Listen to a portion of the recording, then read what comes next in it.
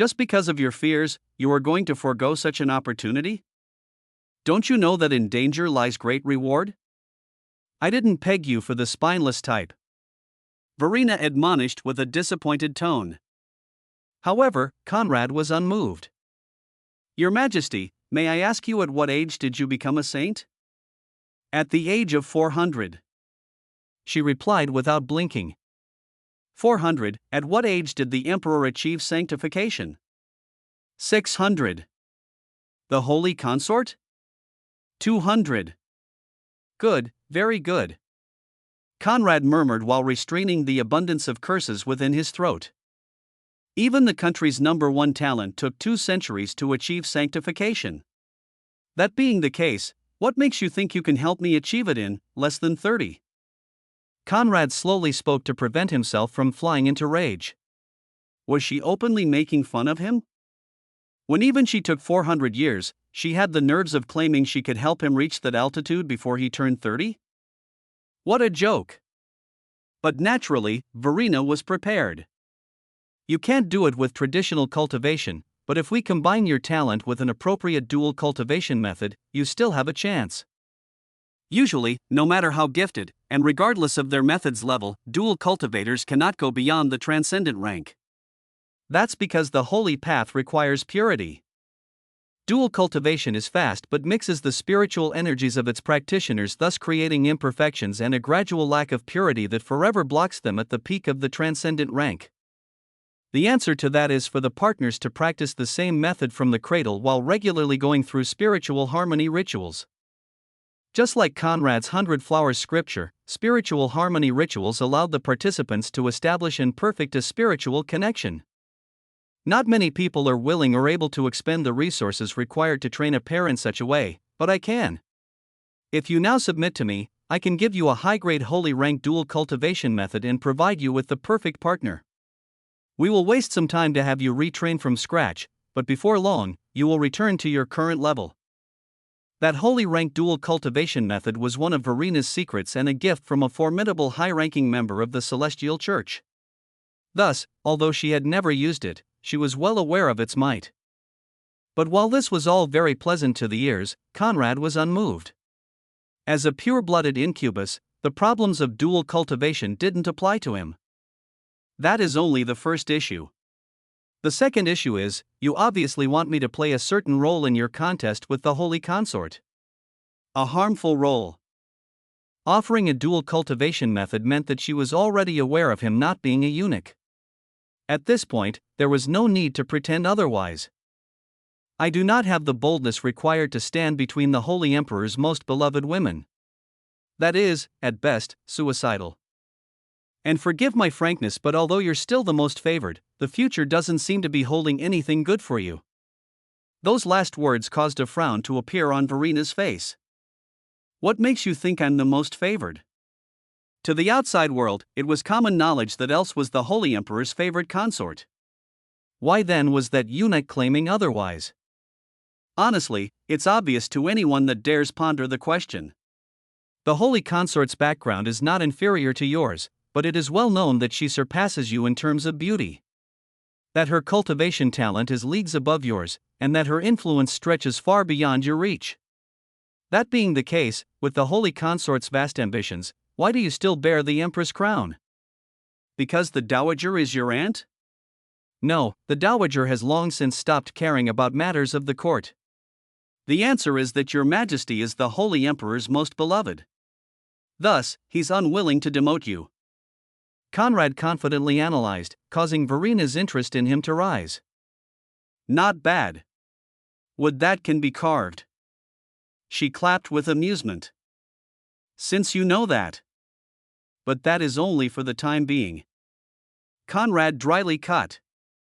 No matter how resilient, the tree will ultimately be dislodged by the unrelenting storm. Your Majesty is the tree and the Holy Consort the storm.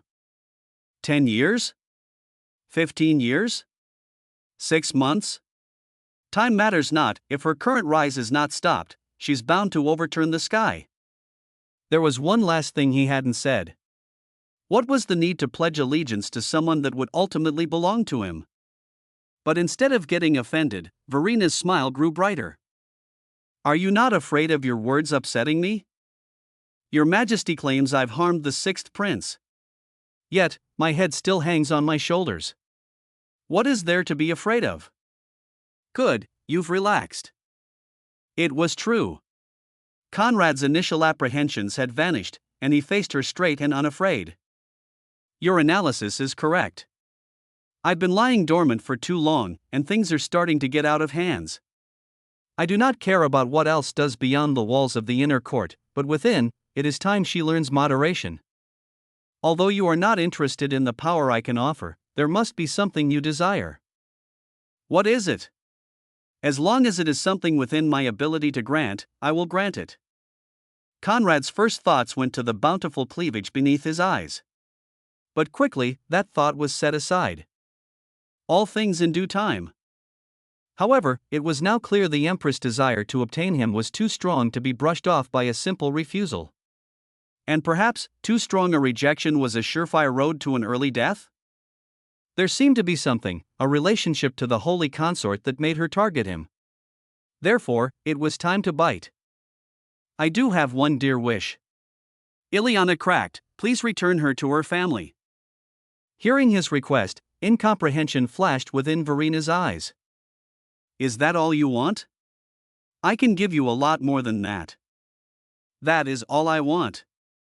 If your Majesty can accomplish that, I do not mind serving you for a year. Because in 1 year, I have no doubt that you included, the entire imperial harem shall fall under my absolute control. If I cannot escape, let's reverse the game and turn the inner court into the fortress and weapon that shall protect my secret and repel my enemies. Since you women so desperately want to play with me, let's play and see who burns. Very well, your wish will be granted. Tonight, Ileana Cracked can return to her family. Do you not need the Emperor's permission first? After all, isn't he the one that placed her under house arrest? Although it was due to Elsa's intrigues, it was the Emperor that promulgated the decree that forced Ileana to enter the inner court. But Verina's next words caused Conrad to re-evaluate her. Within the inner court. I am the Emperor. Beneath that mask of elegance and gentleness hid an overbearing creature waiting for the opportunity to soar. Perhaps the most ambitious one had yet to show her fangs?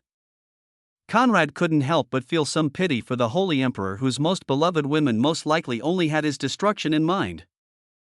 I wish to escort her back to House Cracked. Suit yourself.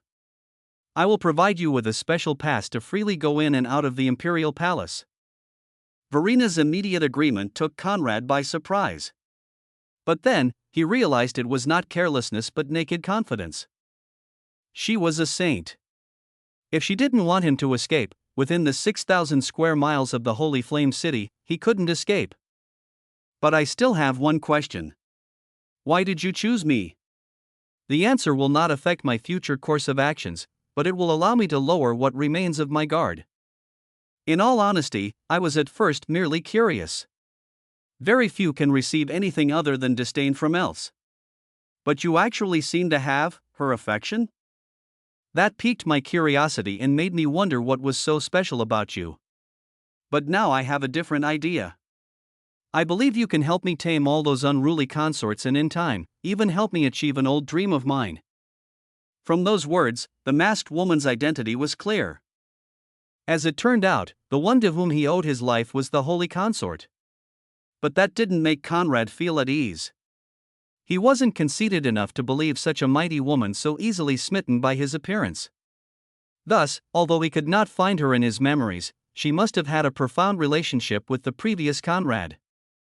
That being the case, what if she found out the truth? What would her reaction be? Hopefully, by that time, he would be prepared. Damn Lesser Conrad, you are already dead. Why are you still creating so much trouble for me? I promise you that when I get my hands on the bitch that caused you such harm, she will beg for death, yet be unable to obtain it. So just rest in peace.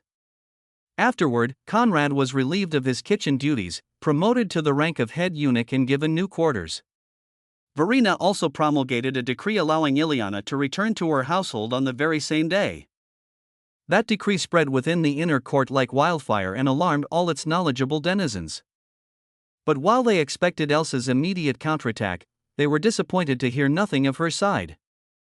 Meanwhile, at Elsa's palace. Your Grace, now that the Empress ordered the release of Ileana, shouldn't we take the opportunity to strike? Tamara cautiously asked. But Else, who laid on her side within a grey velvet sofa, remained unfazed. What is there to gain? We could lure out and ambush Wolfgang Crack to remove that trouble once and for all. Tamara exclaimed, but seeing the lack of reaction from Else, she quickly became confused. Since you can think of it, others also can. We are not the only ones wishing for Wolfgang Crack's demise. Why dirty our hands, when many are already planning to use the opportunity to butcher him? This is an excellent opportunity to see if we have a full measure of the man. Tamara believed Else overcautious but didn't dare comment any further. But why would the Empress suddenly override the Emperor to order such a thing? And although the answer was clear to her, Else didn't reply. As the center of the news, Ileana was naturally the most astonished and incredulously stared at the complacent Conrad now standing in front of her. How did you pull that off? I was born with divine charm and irresistible appeal. The Holy Empress was moved by my presence and conceded to my every demand. He shamelessly boasted while puffing out his chest. Utter nonsense. Ileana naturally didn't believe that the Empress had fallen for his tricks. Could a saint be so easily swindled? In any case, you now owe me 1,000 kisses, so go prepare your lipstick to cover me with red. Shameless. But a deal was a deal, so she would have to comply. I am shameless. Mightily shameless. What, do you know any great, bashful man? No. The first characteristic of a great man is shamelessness. And I am beyond the boundaries of greatness. Ileana stared slack-jawed at that outrageous display of impudence. And seeing her waste time in pointless staring, Conrad decided to take the bull by the horns, hauled her on his shoulder, and pulled her back toward her quarters. What are you doing? I know I'm a fantastic specimen, but I can't afford to have you waste time in bewildered stares when I have smooches to get. Since you're so concerned about face, I will have to rearrange our deal to receive and give. Wait. But wait, he would not. And so, Ileana was dragged back to her bed and pulled into a consuming session of smooches. Not there. Time flew by in a flash, and Conrad's body was now covered with red lipstick marks while Ileana's was full of hickeys at unchaste spots. How can I face my dad like this? She complained with her flushed cheeks held within her palms. Just tell him that you've been marked by his future son-in-law. Defeated, Ileana could only rearrange herself and prepare for the imminent departure. The Empress had granted them an escort of 4 royal ladies at the middle stages of the Archknight rank. Naturally, that escort wasn't meant merely for her protection, but also as an additional show of goodwill toward Count Wolfgang, her father. With the descent of night, the group departed from the imperial palace through a teleportation circle. At the gate, a luxurious red and gold carriage driven by a head eunuch awaited. They embarked, with Conrad making sure to keep the flushed Ileana pressed against his chest. We are not alone, she whispered in a mental message.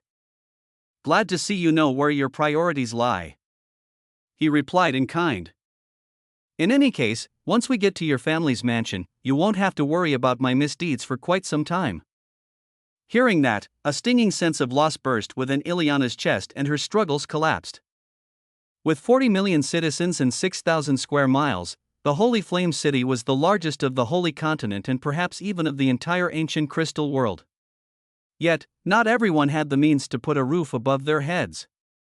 In fact, with commoners being unable to own land, they had to rent whatever dwelling they possessed from either nobles or the imperial court. The latter being the primary source of commoner lodgings within the Holy Flame City. Commoners and slaves constituted the 2 lowest social classes and had drastically different statuses.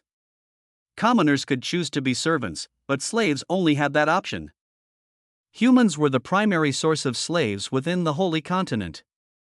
Their status within the 3 empires and 28 kingdoms that composed the Holy Continent was meager. They were either waiters, housekeepers, farm workers, or prostitutes, with the latest being the most lucrative option. Commoners, on the contrary, had the right to own a business which they could operate by renting space from the authorities or some noble. For that reason, having a half-human bloodline had always been a source of great mockery for Ileana among children of nobility. As for human nobles, in the 100,000 years long existence of the Holy Flame Empire, while more than one powerful human eunuch or maid had appeared, not one human noble house had managed to establish itself. All potential in that area was squashed in the cradle. But within the barbarian continent, the situation was radically different. The carriage moved past the streets at moderate speed, the horses carrying it spared of rough handling. But while Ileana subconsciously snuggled against Conrad's chest, large scalding spears of golden flames flew from the shadows and shot toward the carriage. Conrad's demonic instincts kicked in, pulling him into awareness and causing him to kick open the door to carry Ileana out of harm's way in a rapid leap. The 4 Archknight royal ladies were faster, summoned their energy swords coated in a variety of elemental powers, and flew to meet the flame spears. Boom! The deafening noise created by the collision sent the carriage spiraling into the air and the poor horses and head eunuch to violently crash onto the ground with eruptions of blood and a fatal fate. Again? Negligent. I was negligent. Conrad rebuked himself as they landed on the ground. The situation had just settled within Ileana, who stared at the repelled court ladies with horror. Golden Flames, the second division of the Holy Flame Knight Order? I don't understand, why? As the highest power of the Holy Flame Empire, the Holy Flame Church was composed of more than priests. They possessed their own personal Knight Order trained in 4 different elemental flames that made up for 4 divisions: the White Flame, the Golden Flame, the Blue Flame, and the Innate Flame. Each possessed its own unique ability, and each represented a division of the Holy Flame Knight Order. Without a shred of doubt, the attack came from the second division. But why? This time Ileana didn't believe that the Holy Consort had anything to do with this. But she would get no answer. 5 armored figures emerged from the shadows, illuminating the night sky with the golden flames swirling around their forms, and carrying great flaming swords which they hurled at the royal ladies bearing their paths. The elemental affinity and aura bursting from their form made their Archknight status evident. More precisely, 3 were mid-level Archknights while 2 were of the high level. Conrad wasted no time to bolt alongside Ileana. It was impossible for the royal ladies to hold them back for long, if they could even hold them back. And although they were confused by the sudden, harmful appearance of members of the Holy Flame Church, the ladies didn't waste time in idle chatter and met their assailants with their elemental swords. Alas, one of the 2 high-level Archknights managed to slip through and pursued the pair at breakneck speed. They didn't have time to cross 2 blocks before the blazing figure of the 2 meters tall Archknight stood in front of them. Conrad quickly assessed the perimeter. As far as the eye could see, there was no living soul. There never was in cases like these. At his back, the royal ladies had already fallen, and the remaining Archknights were breaching the distance toward them. That was to be expected. Although their cultivation was high, those ladies spent all their time within the inner court while those men were trained warriors used to work in tandem. The power gap was enormous. My family doesn't have any enmity with the church. Why target me? Ileana snarled with soaring rage and hatred. She was almost there, so close to returning to the warmth of home. But those hateful creatures had reared their heads and shattered her dreams. Why? You don't need to know. You only need to follow us, and no harm will befall you. As for the pretty boy by your side, he can only blame himself for being at the wrong place, at the wrong time. The knight facing them stated, and his words caused Ileana to despair. Conrad, however, was surprisingly calm. His gaze went beyond the knights at their back and locked on the 4 royal ladies that now laid lifeless in a pool of their own blood. Once he confirmed they were indeed dead, and that no undesirable witness remained, he heaved a sigh of relief. But to Ileana's ears, it seemed more like a sorrowful one. Conrad, I'm so sorry. Sorry for what? If anyone should be sorry, it's them. All traces of apprehension vanished from his gaze, and he stared at his assailants as if facing dead meat. You really should have just let us leave. But hey, we should all be free to choose the date of our deaths. And since you've so crudely chosen yours, I absolutely don't mind seeing you off. His words caused the surrounding knights to wonder if he had gone insane from fright, but when he released Ileana from his grasp, an overwhelming demonic energy burst from his body in a whirlwind of violet flames. They were alarmed. Awaken and bring them all to their knees, Manbreaker. He stretched out his hand, and from the whirlwind of violet flames emerged a terrifying jet-black warhammer engraved with purple veins that glittered with extreme demonic might. And as soon as it appeared, boundless suppression force crashed onto the Archknights, and as if gravity had increased by 1,000-fold, it pressed them all onto their knees in a resounding thud. Conrad clasped his hands around Manbreaker, his lineage weapon, and locked its enormous suppression force on the assailants. His eyes shone with purple light while his body bathed in violet flames. But although the scene was akin to the one that marked Freya's subjugation, this time, Ileana felt neither lust nor enticement. A crushing force carrying the unconstrained desire to dominate was the only thing at play here. Worse, that purple vein weapon seemed to beat with a will of its own and corrupt Conrad's eyes with its eldritch force. As for the Archknights, the three at the mid-level could not resist Manbreaker's horrifying power, while the two at the high level struggled to get back onto their feet with clear dread within their eyes. How can this be? What is a pure-blooded demon noble doing in the heart of the Holy Flame Empire? Who summoned you? Regardless of their might, lineage weapons were a privilege of the noble houses of the infernal realm, and it was usually impossible for members of such houses to appear within a mortal world without being summoned by powerful cultists. To say nothing of the infernal realm's nobility, even lesser demons needed summoning rituals. Thus, the knight assumed Conrad had been brought straight from hell by some barbarian cultist and snuck into the Holy Flame City for a nefarious purpose. As if any of that mattered now. Conrad whirled Manbreaker into the three suppressed knights, dislodging and shattering their skulls in one deft circular motion, then shot toward the two high-level archknights that had managed to regain their motion abilities. But although Manbreaker didn't entirely suppress them, their fighting capabilities had been severely weakened, with their strength somewhere around the first step archknight rank. A level Conrad paid little attention to. The two knights exchanged a glance and saw confidence in each other's gaze. Although the situation had experienced a drastic change, they could see Conrad's energy signature of the 5th step Grand Knight rank. Thus, although they were now stuck with the battle power of 1st step Archknights, they didn't believe they couldn't handle him. Executing demons was a great merit. Perhaps they could use it to obtain high-level baptisms and have their cultivation soar. In tandem, they shot toward him, the golden flames coating them burning brighter, and the flaming broadswords they dragged searing the ground below. Die! Their broadswords came crashing on Conrad in dual cleaves. But he didn't evade, standing still like an unmovable mountain. Clang!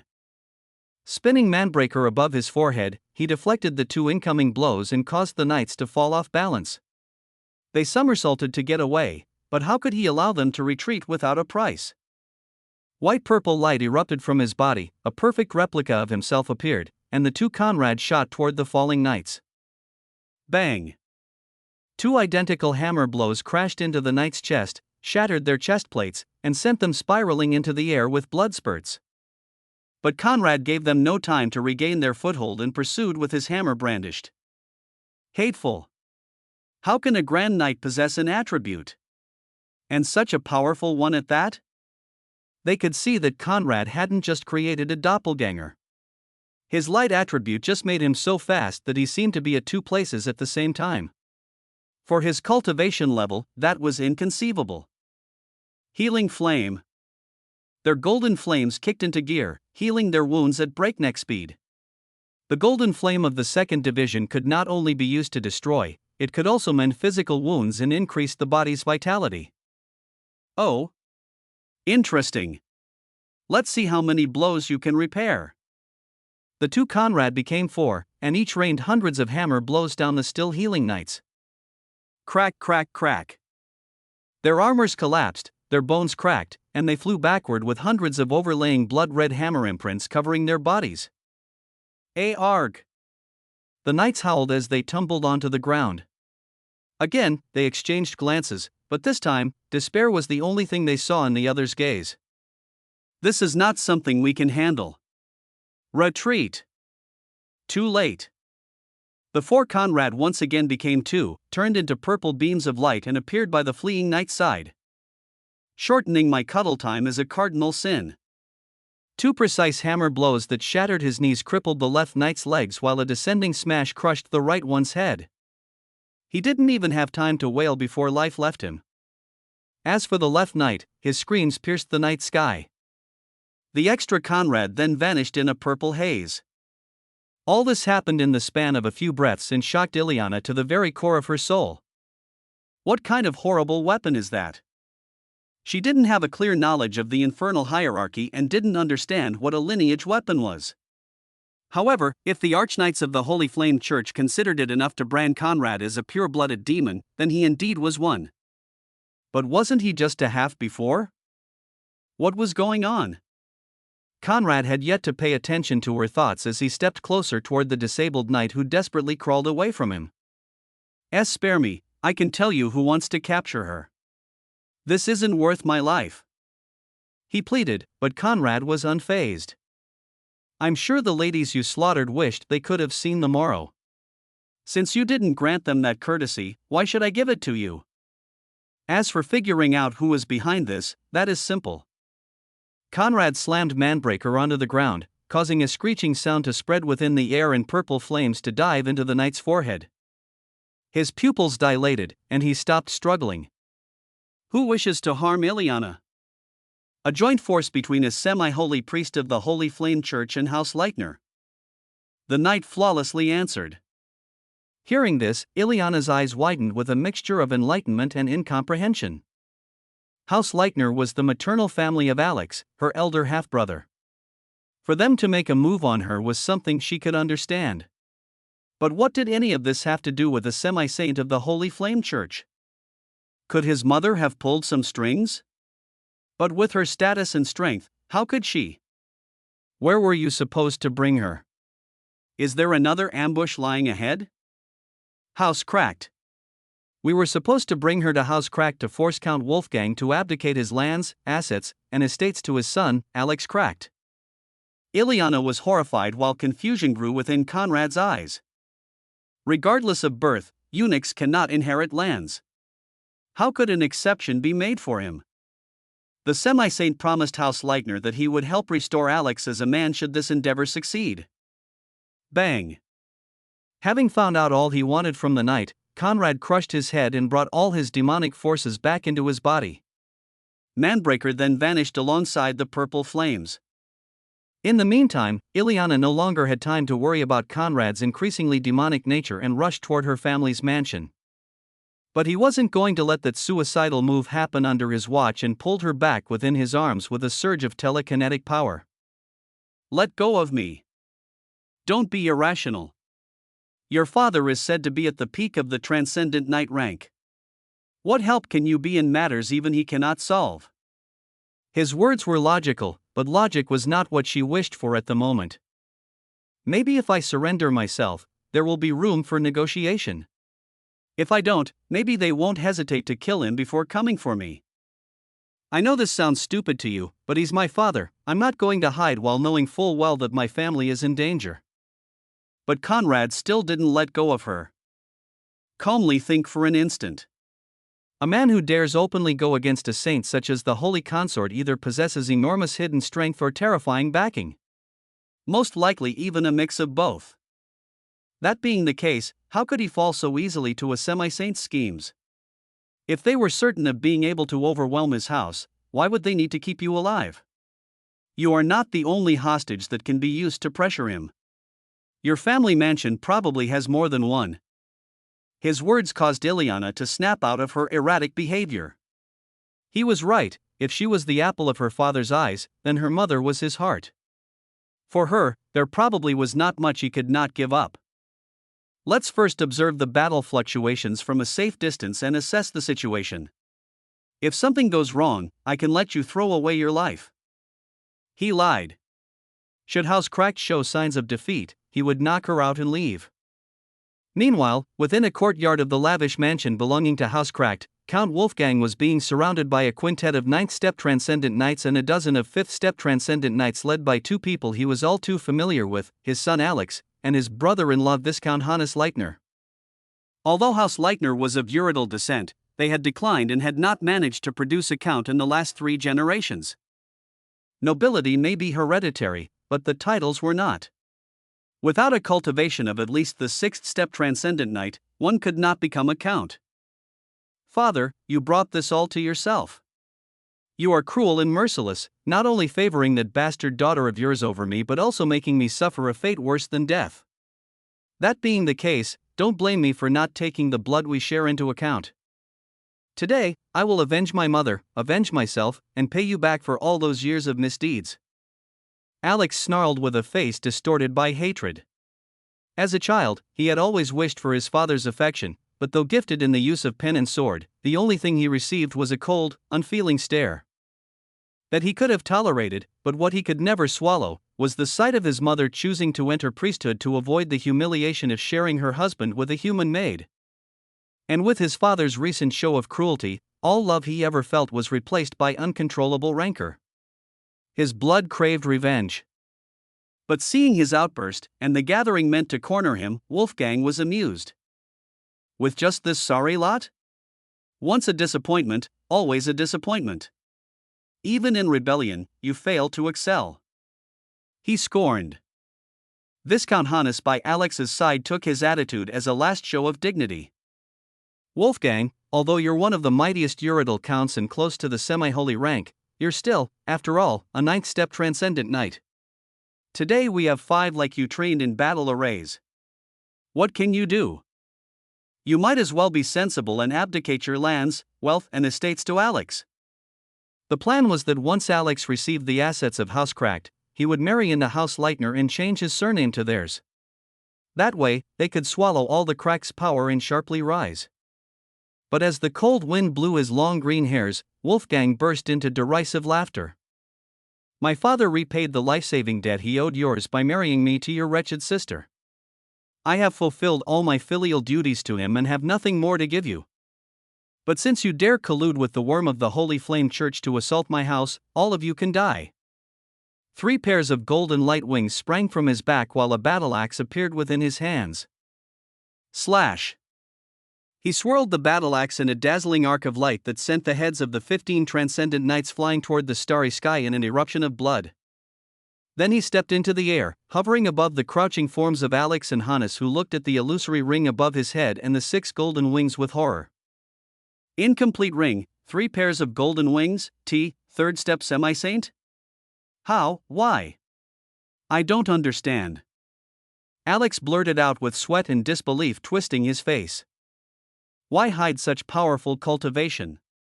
What is there to gain? You would now be a Margrave, ranking among the highest nobles of the empire with peerless prestige and glory. Hannes roared more out of bitterness than anything, realizing that he had been duped. I am an Ural. The nobility of my blood is proven by the deeds and history of my house. It needs no ornaments such as trivial titles to demonstrate its loftiness. Only inferior ants such as yourself find delight in such vainglory. Wolfgang's highest honor will always be the surname Cracked.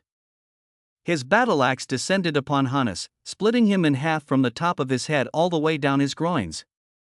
Hannes' blood gushed forth, drenching the still confused Alex red. He still couldn't understand why the flawless plan had so suddenly turned into such a debacle. But seeing the clear disdain within his father's green-slit eyes, Alex's terror was replaced by a new bout of fury. Why look down on me? Why despise me so? What's the difference between her and me? I am your son.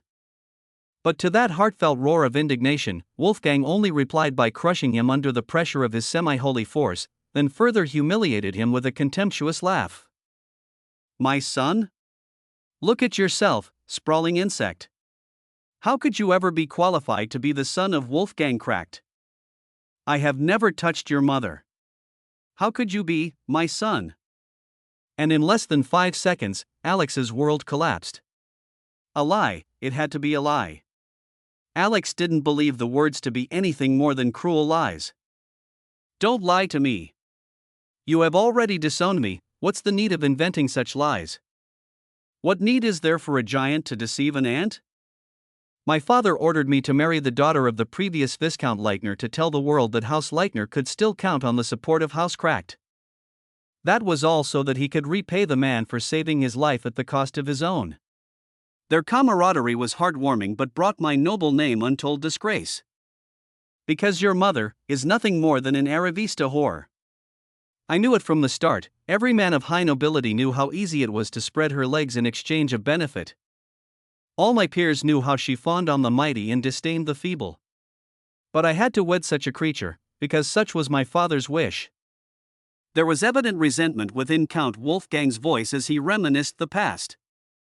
We are all free to live our lives as we choose. Therefore, while promiscuity is not something I'm particularly fond of, I do not outright despise it. However, those who see others as nothing more than tools to advance their social standing and sex as a mean of entrapment, profoundly disgust me.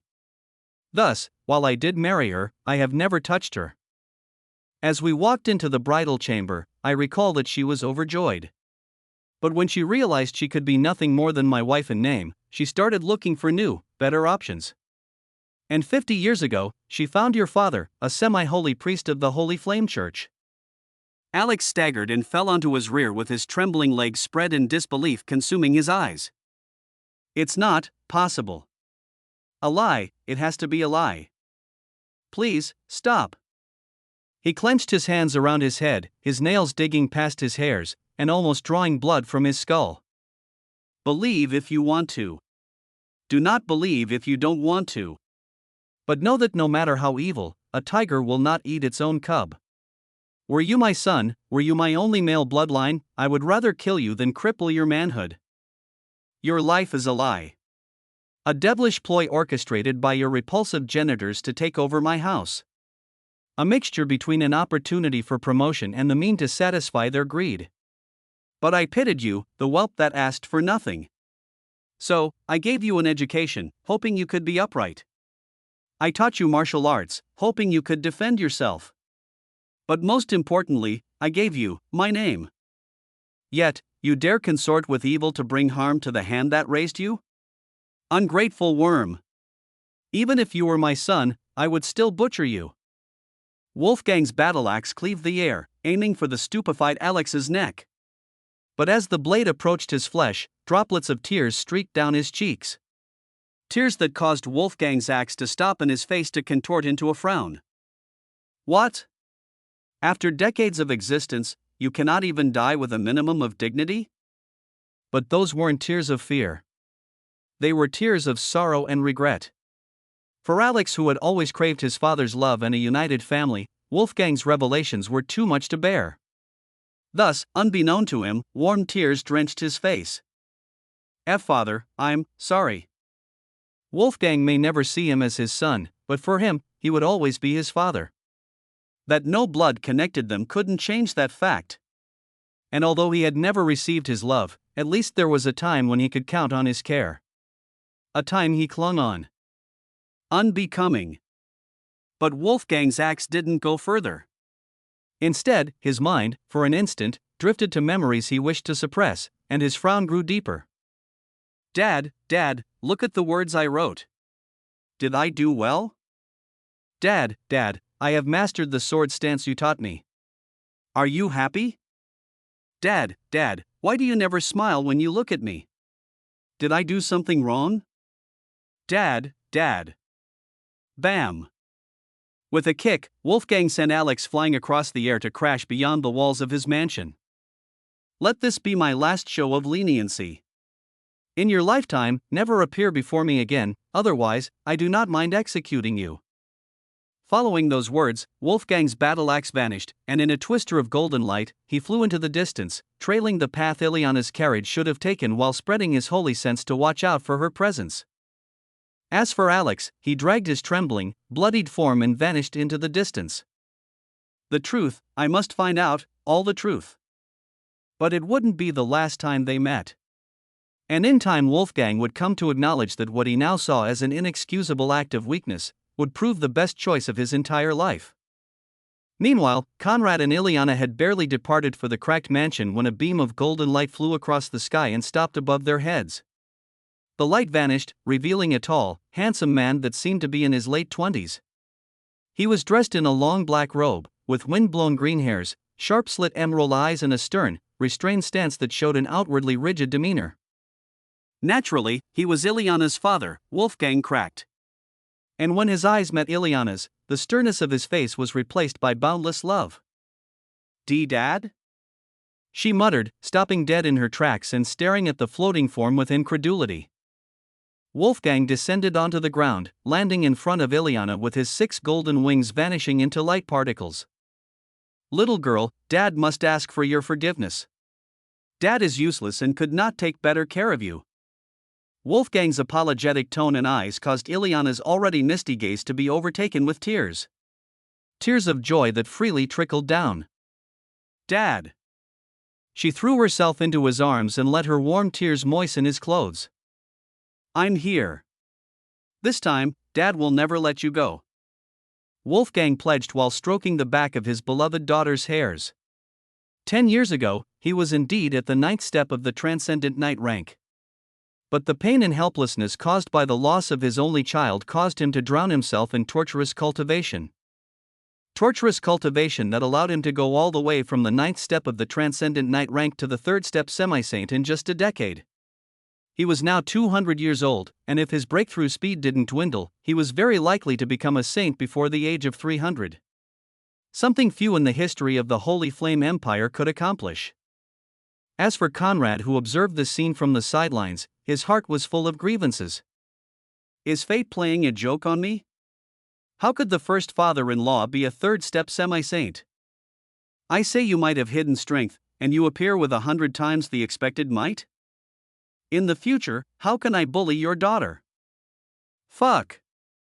However, shock was one thing. Demeanor was another. Conrad stood straight with his arms crossed beneath his back, giving an air of extraordinariness and nobility that, who might that eunuch be? Was entirely ruined by his head eunuch clothes. Conrad staggered, and hearing her father's inquiry, Ileana couldn't prevent a chuckle from escaping her lips. He's allow me to introduce myself. Conrad cut, seizing the initiative. I'm your son-in-law. Nice to meet you, father-in-law. He greeted with a polite bow. Bang. Arg. The Gauls. Then roared in indignation. Ileana yelped and rushed toward Conrad's side to check his pulse. Father! How could you be so brutal? He's your fut. No. My savior! She exclaimed with her cheeks slightly reddening as she finished her words. And seeing the care with which she pressed Conrad's head against her chest, Wolfgang frowned. Ha! To Count Wolfgang's experienced eyes, this scene oddly seemed like an episode of the conquered daughter taking the party of her love in a familial clash. And as for Conrad, who simulated unconsciousness while feeling the softness of Ileana's chest, he inwardly jubilated. Father-in-law, we've just met that you helped me take another mighty step in my relationship with your daughter? Why didn't I meet you before? Thank you. I give you 5 seconds to cut the act.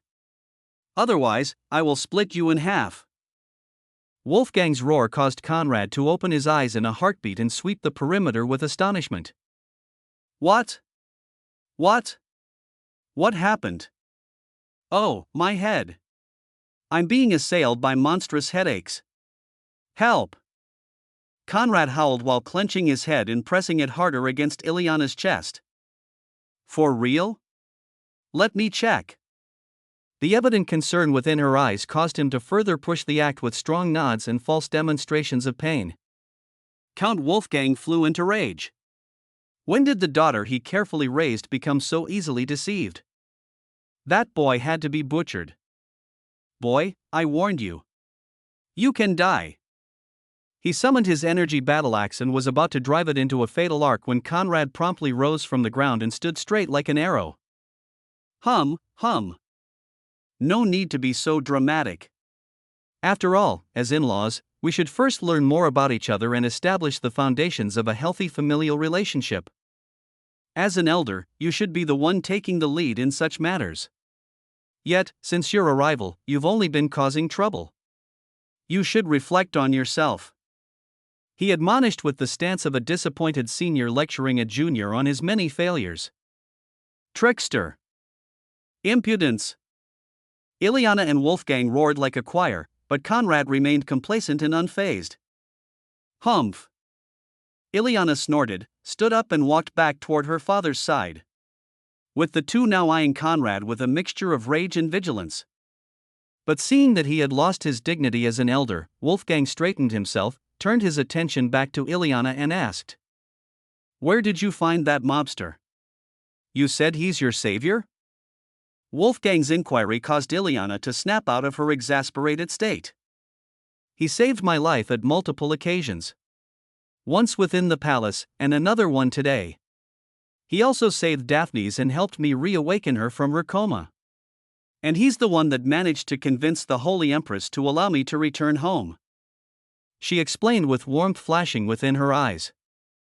Wolfgang didn't need to hear more.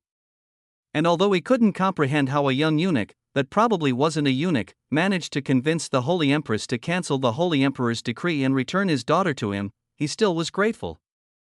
Thus, his view of Conrad underwent a 180-degree change. But the words that followed caused him to almost spurt blood and all goodwill to turn into fury. "She is omitting a lot. Like our many embraces under the moonlight, or all the smooches within her bed, and even the cuddles on the way here. Speaking plainly, although she tries to put up a strong front, she's my wife in everything but name. We might as well sign the papers and move on to consummation. Father-in-law, do you agree?" Ileana's cheeks burned with a flaming red while her eyes widened in shock. She hadn't expected Conrad to be bold enough to retell those events in front of her father. And seeing her reaction that showed shame but no rejection, Wolfgang drove his battle axe in a ferocious cleave, turning air pressure into blades that shot toward Conrad. Arg! He turned into purple light particles and narrowly dodged every single one of them. "You even dare dodge? Today if I do not beat you half an inch into death, I am not surnamed Cracked." Wolfgang snarled and shot toward Conrad, replacing his axe with his bare fists that threateningly approached Conrad's face. "Catch me if you can." Conrad once again turned into purple light particles, intangible particles immune to physical harm. In that form, he bypassed Wolfgang's fists and instantly reappeared by Ileana's side. So fast? Is that truly just a grand knight? Also, why have I never seen that kind of light attribute? Attributes were not all of the same level. Some inherently ranked above the others, while there were also opposite attributes that mutually cancelled each other out. Light had always been a mighty attribute, possessing great regeneration properties and endowing its user with enormous speed. However, Wolfgang had never seen anyone able to turn into intangible light particles or being able to deploy such speed in the Grand Knight rank. Is he possible that he's a secret disciple of the Holy Empress? He wondered. But at that time, his thoughts were interrupted by another display of insolence. Hum. Killing me will not change reality. Your daughter's heart has already been snatched by me. And in any case, you need a man to carry on the male bloodline, right? I promise you top-notch genes and dragon-like descendants. Satisfied or reimbursed? He complacently declared while wrapping his arm around Ileana, whose mood fluctuated between bashfulness, shame, and rising fury. But when she opened her mouth, her words caused both Conrad and Wolfgang to stare blankly. He slept with Daphne and all her attendants as well as many other palace maids. Dad, please beat him senseless. Conrad, you have the nerves of proclaiming me yours when you have been fooling around with so many women? Even shaming me so wantonly? See how I rectify your misdeeds. End. My life ends. Conrad turned heels and was about to make a run for it when Wolfgang's tall figure reappeared in front of him. Even though Daphne is more hostage than consort, she's still an imperial consort. Before the emperor could touch her, you slept with her? Wolfgang asked in a slow, grave, and increasingly terrifying tone. It appears I did. Conrad didn't evade, preparing for the worse. But to his and Ileana's astonishment, Wolfgang burst into laughter. Ha ha ha ha ha. Good son. Good son. Serves that dog emperor right. In the future, you must bed more consorts. The more, the better. Damn son of a bitch. His thunderous laugh pierced the sky and hammered Ileana and Conrad's ears. But although the change was brutal and sudden, Conrad took the bull by the horns. That was always the plan. And with those 5 words, Wolfgang's appraisal of him rose to another level. Good. Very good. I can see that you are a man of high virtue and talent. My daughter's eyes are truly outstanding. You will definitely have a bright future. So I give you an opportunity. If you can repel 10 of my moves at the same level, I don't mind betrothing my daughter to you. In any case, it's clear that she's already lost. Conrad's eyes lit up, his lips formed a radiant smile, and he immediately complied. Agreed. Agreed. I hope you won't renege on your promise. I am an Uridel. My word is my bound. As for Ileana, who had suddenly turned into the price of a sparring match, she failed to adjust to the situation. But then she recalled something, and worry appeared within her eyes. Conrad, my dad is a pure-blooded nature serpent king. His speed, flexibility, strength, and resilience are all top-notch. If you are not careful, you can easily be grievously wounded. She believed that Conrad's terrible strength mostly came from his demonic weapon and that without it, he couldn't receive a blow from her father at the same level. And the thought that he could end up unwittingly injuring himself because of her caused discomfort to spread within her chest. Hey, weren't you the one asking him to pummel me a moment ago? Now the opportunity has arrived. Why hesitate? Could it be that you can't bear to see me harmed? Unredeemable. I am just warning you in good faith. Since you don't appreciate my goodwill, you're on your own. Even at the gate of hell, she would never admit to it. In all honesty, it's your dad you should be worried about. The world is vast, but within the same level, across the entire holy continent, I fear no one. The self-assured declaration that contained no hint of arrogance caused Ileana to doubt her previous assessment.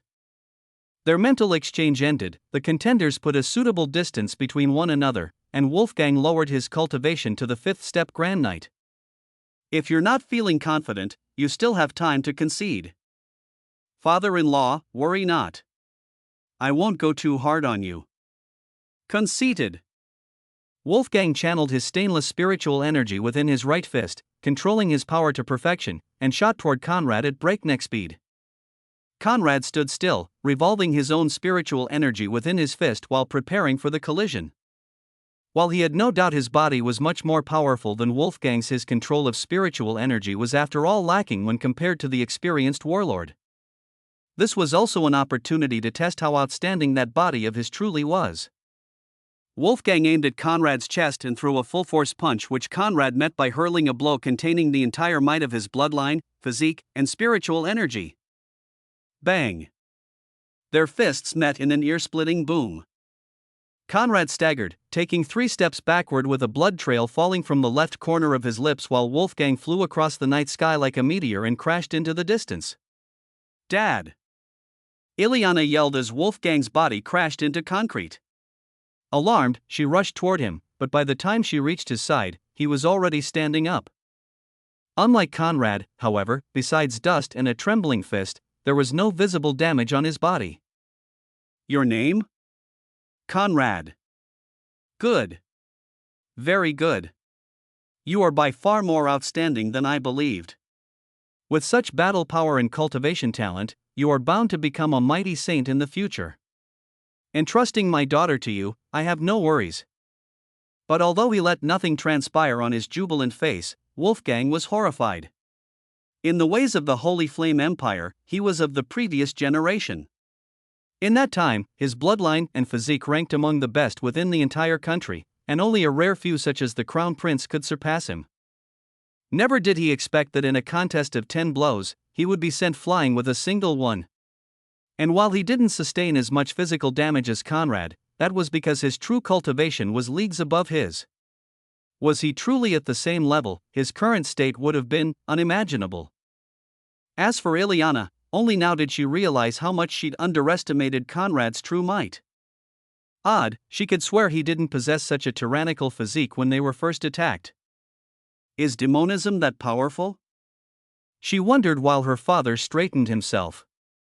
Conrad, on the other hand, didn't feel like there was anything wrong with this. He was piling up bonuses upon bonuses with his bloodline, physique, and cultivation method. A different result would have been odd. Let's return to the mansion, a feast awaits. Wolfgang gave none of them time to complain, warped them in golden light and flew back toward the cracked mansion. With a semi-saint leading the way, the trip would only take a few seconds. They bypassed the gates and landed at the doorsteps of the main hall. Unceremoniously, Wolfgang opened it, bringing the two inside the hall lit by artificial white light orbs that hang below the high ceiling and on ivory pedestals. As soon as they stepped past the door, Ileana and Conrad were greeted by a procession of aligned butlers and maids forming two perfect lines on the right and left, while in the distance, a small group of individuals whose body features reminisced of the usual cracks stood with radiant smiles.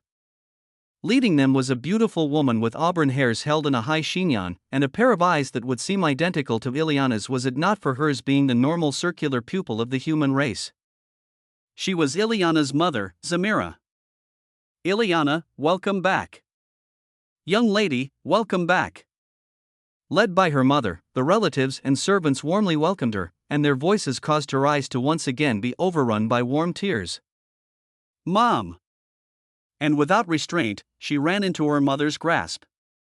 The painful decade of isolation had finally come to an end. She was home. It's all right. Now everything is going to be all right. As for Conrad, who witnessed the scene, he, of course, had nothing to say. A moment afterward, Zamira's eyes rose from Ileana and locked onto him, at first taking him for Ileana's escort, then reckoning that knowing her husband, the escort would not have been able to go beyond the main gate on this particular occasion. Who might that young man be? Although he was dressed in eunuch clothes, she didn't wish to strike at his dignity by reminding him of that. But Wolfgang's immediate reply caused her and the entire hall to fall silent. Your future son-in-law. The procession was quickly reduced to a scant few close relatives that alongside the main protagonists entered the dining hall. At the firm insistence of her father, Ileana was given the honor seat. A position that allowed her to keep all the gathered individuals within her eyesight. What no one had expected was that Wolfgang also arranged a seat for Conrad to stay by her side. The servants were quick to serve the wine, and Wolfgang to raise his cup for a toast. To the return of my beloved daughter and the arrival of her betrothed. But the relatives who still were digesting the news could not reply, struggled to give a prompt reply. Dad, please stop. Ileana interjected, not knowing where to put her face. Stop what? I didn't hear you reject the gambling match. In fact, you seem to be more concerned about his safety than mine? Ah, the sorrow of raising a daughter. Wolfgang's words only caused more confusion within the gathered relatives, with Zamira not being able to keep her mouth shut any longer. Could you explain the situation?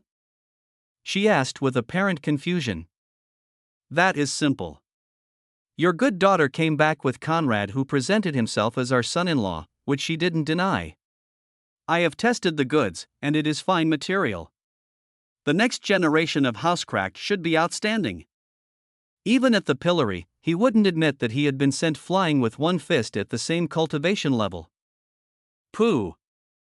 But his words caused Conrad to spit the wine he was leisurely sipping and the gathered individuals to show strange expressions. You have tested the goods? What do you mean by that? But no one dared call him out. Instead, they let their odd stares do the talking. And quickly, Wolfgang realized the error. Hum. I mean to say that I've tested his cultivation. Truly outstanding. He should not be older than 17 but has already reached the 5th step Grand Knight rank. His foundation is also rock solid and can certainly compete with the 9th Prince. The 9th Prince was the youngest of the Imperial Princes and the most talented after the Crown Prince. He was 18 years old, and his cultivation had already reached the 9th step Grand Knight rank and was rumored to be very close to the Arch Knight rank. But although they all knew Wolfgang wasn't a man to speak lies, they had a hard time believing that out of nowhere appeared a man capable of rivaling with the second most outstanding imperial prince. Zamira, however, cared very little about any of that. Her eyes moved between Ileana, who fidgeted within her chair, and took furtive glances at a Conrad who nonchalantly held the empty wine glass within his hand. Why do I have a feeling that my daughter is being sent into a lion's den? Or is it a wolf's? Also, why is it that Wolfgang so readily agrees? This is fishy. But as she looked at Conrad, his eyes suddenly rose to meet hers, and he greeted her with a radiant smile that seemed to be saying, "Hello, mother-in-law." Zamira came from the barbarian continent. Her temper was wild and unrestrained. If something annoyed her, she would punch it. And Conrad's face gave her punching urges. Tolerance. She had to be tolerant. Very well, arranging the daughter's marriage is the father's duty. I have nothing to say. However, I have two questions. First, how is a eunuch fitting to wed anyone? Second, did he prepare the dower? Those two questions brought everyone back to seriousness. Regardless of Conrad's status within the inner court, he came out with the clothes of a eunuch. That being the case, how could he turn into Housecrack's son-in-law? But to this, Conrad was prepared. My real status is kept secret by the Holy Empress and will be revealed in a year. By that time, there will be no issue in marrying Ileana. Using the Empress as his backer, he suppressed the apprehension within those people's hearts. But Zamira wasn't done with him. Very well. The marriage is delayed for a year. Now let's discuss the dower. Can you afford a count's daughter? Before marriage with nobility could take place, unless something else were agreed, an exchange of gifts should take place. The future husband would provide a dower, and the lady's family the dowry. The dower was a constitution of assets granted to the lady by her husband upon marriage. Assets that would remain under her name and could be used for her to live comfortably should anything befall him. In a nutshell, it was security. But for Conrad, whose entire wealth was composed of 2 purple crystals and 600 red crystals, he couldn't afford that security. At least not until Freya returned in success. Ileana didn't want such things to tamper with their relationship, so she was about to speak up when Conrad's voice echoed. How much would the dower be? A fair price would not be less than 5 million purple crystals. Cough, cough, cough. Conrad's body was thrown off balance, and he almost fell from his chair. Robbery, this was robbery. But seeing no one, Wolfgang included, bat an eyelid, he realized the crux of the issue. Ileana was now the heir to Housecrack's estates. Whoever married her would one day control a substantial share of the entire Crack's wealth. Thus, how could her dower be cheap? You will receive it in a week. His words caused all the Crack to stare at him with wide eyes. Could he really put out such a sum? However, Wolfgang had something else in mind. Actually, I do not want a dower from you. My daughter will never need to rely on it. There is, however, something she needs. Something you can obtain for her that is worth more than 1 billion purple crystals. But know that there is substantial danger involved. Danger because you stand to offend many powerful parties. All eyes instantly fell on Wolfgang. What would that be? Conrad asked without blinking. This year's quota for a holy flame baptism. If you can obtain it, we can sign the contract right away. I can even ensure half of my family's estates will directly fall within your hands.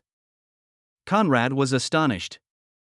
Housecrack was leagues above the likes of House Chenair, and their net worth was absolutely close to 1 billion purple crystals. Half of it was a monstrous wealth. What kind of benefit could that holy flame baptism bring that Wolfgang would be willing to give up half his house for it? You may not know this, but children of nobility receive flame baptisms from the church. The higher the father's nobility rank, the more quotas they can obtain. Those flame baptisms enhance spiritual energy, physique quality, and cultivation talent. As the daughter of a count, Ileana should have been eligible for 4 flame baptisms. But due to her previous status, that was impossible. Now, although she's perfectly eligible, she's past the age limit. One quota could be used every 3 years up until the age of 20. However, that is inconsequential. If you can obtain that one holy flame baptism, her cultivation and talent will skyrocket. The opportunity comes only once in 100 years. And the date is approaching. Many outstanding children of high nobility will fight for that quota. And it's not impossible that imperial descendants will be present. Therefore, if you choose to fight for it, you will definitely offend many people. What is your choice? Agreed. With the transformation skill to hide his true identity, Conrad wasn't afraid of smacking some pompous nobles. And if they annoyed him, he would just take the opportunity to snatch their women and expand his harem. Maybe even if they didn't, he would still snatch them. The rest of the night was eventful, with Conrad working on taking down the vigilance of his mother-in-law while not forgetting to tease Ileana. As the feast came to an end, and the servants started removing the dishes, Conrad brazenly followed Ileana back toward her chambers. In the meantime, Wolfgang walked into his study with Samira by his side. Tell me the truth. Why did you choose that boy? Was it only for the holy flame baptism? Having known him for decades, she didn't believe Conrad's cultivation was the only thing that grabbed his attention. And indeed, she wasn't wrong. What is Ileana's greatest challenge at the moment? With the rise of her status, many sons of margraves and dukes that do not stand to inherit land will try to woe. And suddenly, Zamira's eyes shone with enlightenment. Right. In the past, they disdained her and didn't wish to bring her lack of legitimacy into their households. But now that she's my heir, many of those that don't stand to inherit land will be willing to court her and marry into housecraft for the sake of our lands, assets, and wealth. This is a rare opportunity. Thus, among those nobles, even the younger sons of margraves and dukes will be willing to fight for her. But if it were only that, I would not be afraid. The problem is that the von Jürgen will also want a slice of the pie. In fact, I have no doubt that the 9th prince will be ordered by the Holy Emperor to obtain her hand. The law protects the sons of nobility against imperial marriages. But the same cannot be said for daughters. If we do not arrange something soon, the 9th prince will knock on our doorsteps with a marriage decree. At that time, Hauskracht's tens of thousands of years of accumulations will fall into the hands of the von Jürgen. Wolfgang gravely explained. That being the case, we might as well quickly let her marry a man of her own choosing. That Conrad's talent is earth-shaking and he seems to have a profound connection to the Empress. Hauskvoss has always been our backer, so there is nothing wrong with that. Moreover, I have no doubt he's someone that dares go against the imperial family. This is the kind of son-in-law we need. Else cannot be allowed to rule the Holy Flame Empire, but neither can Ulrich von Jürgen. The longer he reigns, the greater the danger this country faces. Thus, he must be overthrown. Meanwhile, Ileana was sitting on her well-preserved bed, and enjoying its warm touch. A touch she'd almost forgotten. However, a certain intruder prevented her from thoroughly relishing the moment. Naturally, that intruder was Conrad. He was currently lying with the back of his head on Ileana's lap and humming a 21st century tune. Do you really not know the meaning of propriety? How can you so brazenly walk into a lady's room and rest on her lap? If the lady allows my presence, and let me rest on her lap, how can I refuse? He nonchalantly replied. Are you not afraid that I will push you down? Nah, I know you don't have the heart to do it. Conceited. You prove my conceit right. Their brief exchange ended with Conrad extending his right hand toward Ileana's face and stroking her cheek with his bent index. I will come to visit you tonight. I reserve myself the time. If you leave your window open, I will take it as an invitation. If you keep it closed, I will take it as a no. The choice is yours. Who will leave th? But she didn't have time to answer before he rose from her lap and walked past the door, leaving her alone and annoyed. Hateful. She cursed and rolled back into her bedsheets. Activity within the mansion soon died down, with the sound of footsteps being replaced by the quiet of night. But Ileana couldn't sleep. She walked back and forth within her bedroom, dressed in a frilly black nightgown while gnawing her right thumbnail.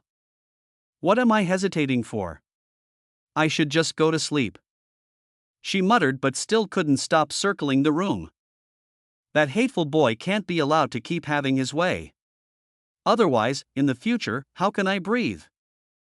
Still, she didn't stop. It's a bit warm in here. Maybe I should leave the window open, just a little, just for fresh air. And so she opened the window, leaving a large enough gap for a cool breeze to sip in, then slipped back into her bedsheets. Still, she couldn't sleep. Her heart drumming with a mixture of expectation and apprehension as the minutes passed and no sign of intrusion could be heard. Like that, an hour went by. An hour that turned Ileana into an emotional roller coaster. But when she still saw no sign of Conrad's form, her heart soured. Maybe he was just playing a prank on me. She bitterly wondered. But as she laid with her face against her pillow, purple light particles approached the window from the outside and went past the narrow opening. Sneaking in, the light particles silently moved toward Ileana's enchanting figure, stopped by her side, and condensed into the form of Conrad. When his now too familiar orchid scent reached her nose, she knew he'd arrived. Still, she didn't turn, expectation and apprehension still contending within her abdomen. The unexpected then happened. Conrad pulled out a piece of cloth and wrapped it around Ileana's eyes, blindfolding her in a deft motion. Abruptly, she spun to face him, but face him she could not. Her hands reached for the blindfold, but his stopped hers. Why are you blindfolding me? Because I know that deep down, what you crave is the excitation produced by having your lover press you, yet not being able to see him.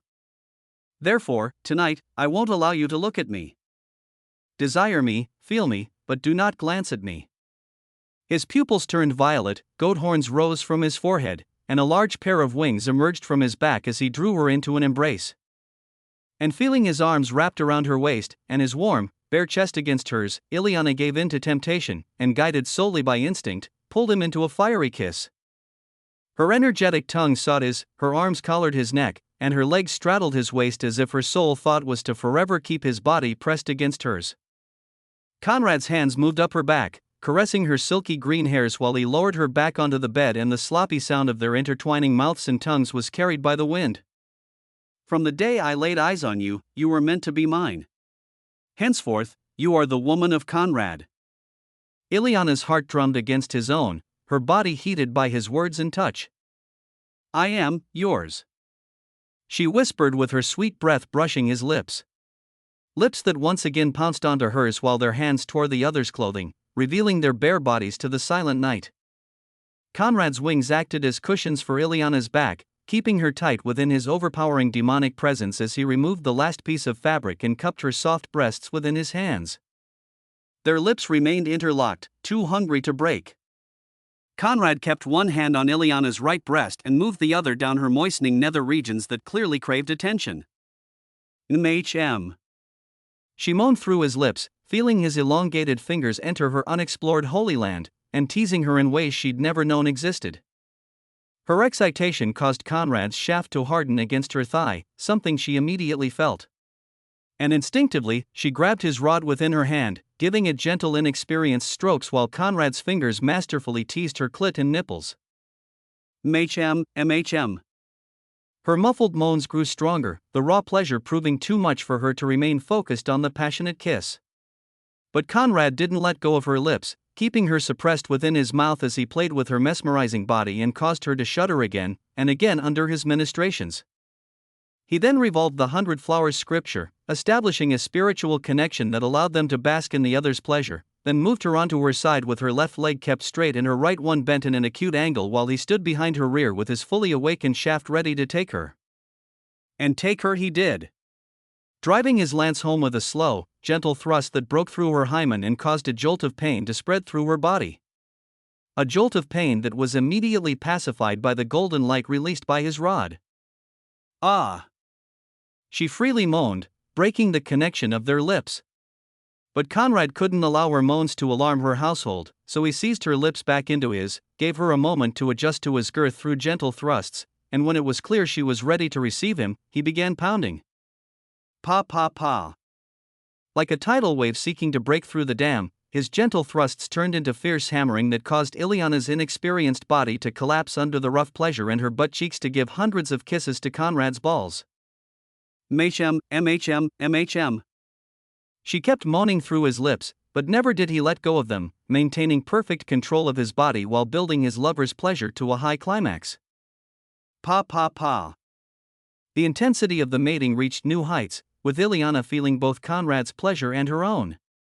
A sensation that drove her mad with bliss, and caused her to lose all restraints to claw onto his neck to push him deeper, faster, into her. Which she did, pounding that raw pleasure into the both of them, and sending her rolling into heaven with a succession of orgasms. His lower body and the bedsheet were now drenched in her juice, but neither cared. Conrad stood up, pulling Ileana into his arms like a butterfly and pressing her against the opposing wall while not forgetting to keep driving his rod into the pleasure spots he found and created. And after her umpteenth orgasm, he let go of his fetters and erupted inside her, marking every corner of her holy land with his warm semen. Oh hoo! Divine son of a bitch. Their kiss broke, and Ileana's freed mouth could finally groan with the full might of her throat. A groan that sounded more like a guttural howl, and probably woke more than one person. But she didn't care. The only thought within her mind was that she should have let him in sooner.